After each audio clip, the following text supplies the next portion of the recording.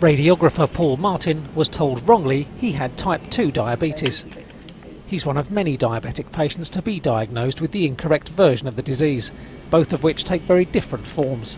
So they put me on tablets, so metformin and glycoside, and then I was able to continue taking those for months until I saw a consultant who then said that my diabetes had got worse, and I was actually diagnosed as type 1 then.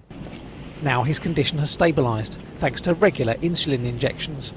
For others, misdiagnosis can lead to severe health complications, even death.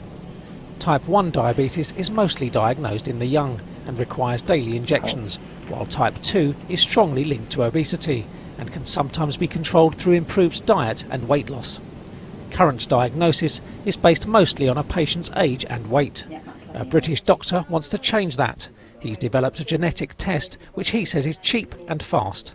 If someone could have a blood sample taken, it'd be sent to our lab here and have the genetic risk score tested. What we think is better for people with diabetes, both in the UK and around the rest of the world, is if their local hospital could do this test on a bench-side machine. Those judged to have either diabetes type would undergo more extensive tests to confirm diagnosis. Leading research charity Diabetes UK welcomes the research.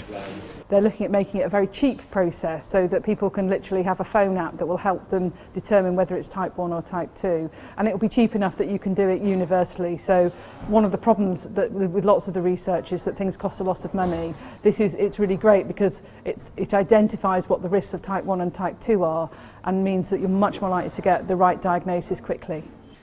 Our age of growing obesity is making diabetes diagnosis more difficult than ever for doctors.